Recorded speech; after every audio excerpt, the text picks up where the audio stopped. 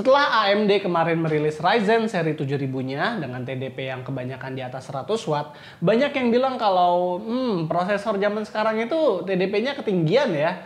Dan sebenarnya AMD pun udah menyediakan Eco Mode di dalam settingan BIOS yang dimana membuat Ryzen seri 7000-nya tersebut bisa ditahan di 65 watt aja.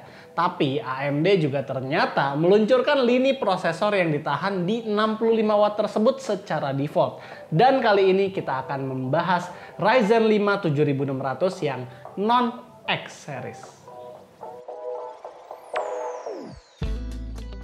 Mau pajangan yang nggak mainstream? Gimana dengan frame gadget yang udah di-disassemble? Nggak perlu ribet, X-Reart udah siapin banyak pilihan frame gadget dengan harga yang reasonable dan tentunya pengiriman ke seluruh dunia juga. Cek link di kolom deskripsi untuk lengkapnya.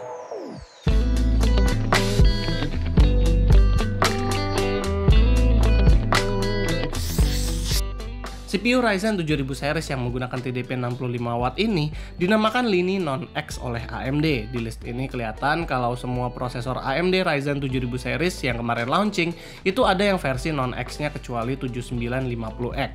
Di sini terlihat kalau semua prosesor AMD mulai dari Ryzen 9 7900, 7700, dan 7600 itu mempunyai TDP sama-sama di 65 watt. Jadi seharusnya TDP 65 watt ini udah dituning default oleh AMD yang dimana kita biasanya tuning itu lewat BIOS. Gak cuma turun di TDP aja, namun juga AMD seri non-X ini juga turun di harga, dimana kalau diterjemahkan ke rupiah, harga dari Ryzen 9 ini ada di 7,7 juta, Ryzen 7 di 6 juta, dan Ryzen 5-nya di 4,1 juta.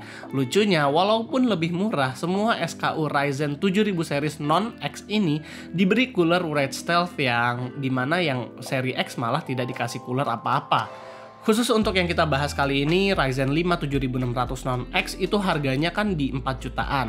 Membuat perbedaan harga dengan yang versi X series-nya itu adalah sekitar 300 ribuan. Dan kompetitor utamanya itu adalah Core i5 13400 yang juga harganya di sekitar 4 jutaan. Tapi kalau melihat dari power usage ya, Core i5 13400 ini base powernya memang di 65 watt, namun maksimum turbo powernya itu bisa sampai 154 watt. Yang dimana nyatanya dia menarik power itu adalah sekitar 90 wattan. Kalau aja Ryzen 5 7600 ini bisa mendeliver performa yang sama di TDP yang lebih rendah, ini prosesor udah lebih bagus.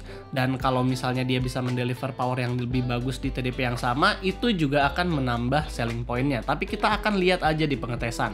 Nah, buat spesifikasi dari Ryzen 5 7600 sendiri, sebenarnya sama persis dengan 7600X kecuali di clock speed-nya.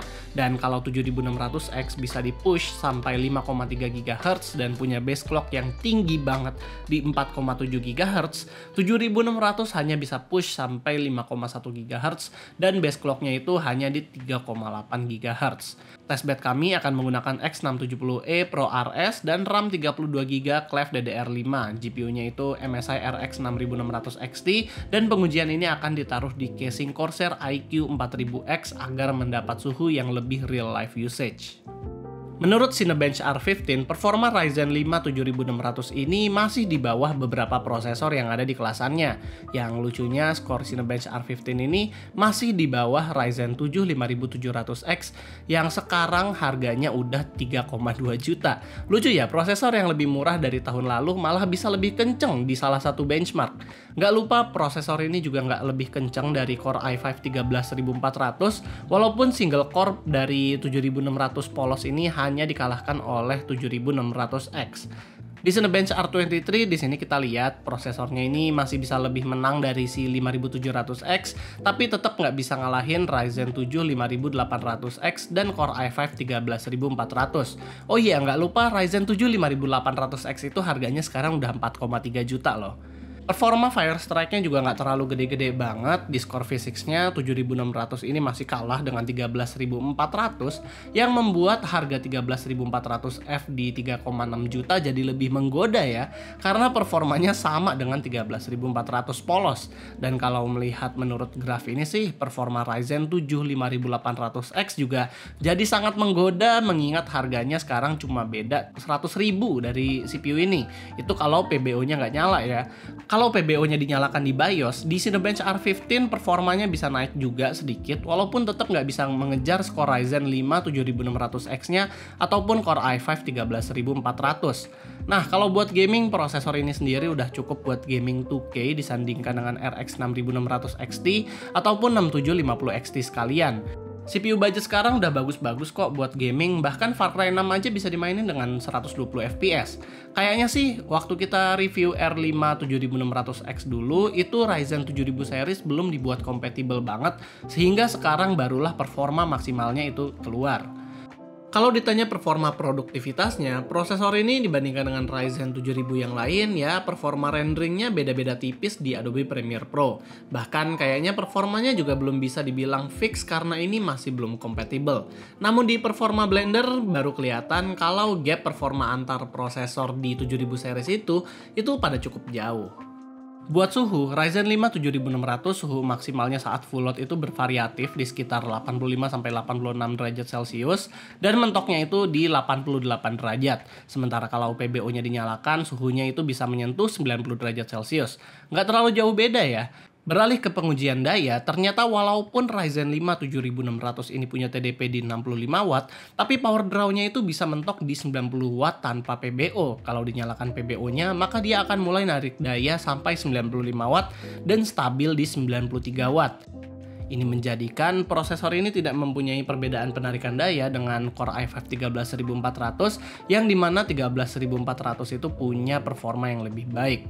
Dan apabila dibandingkan dengan Ryzen 5 7600X yang power draw-nya itu bisa sampai 105 watt tapi juga pertambahan performanya nggak terlalu signifikan banget, gue sih lebih milih prosesor ini ya untuk dibeli daripada 7600X, apalagi saat pembelian di sini udah dapat cooling di mana si Ryzen 5 76X belum.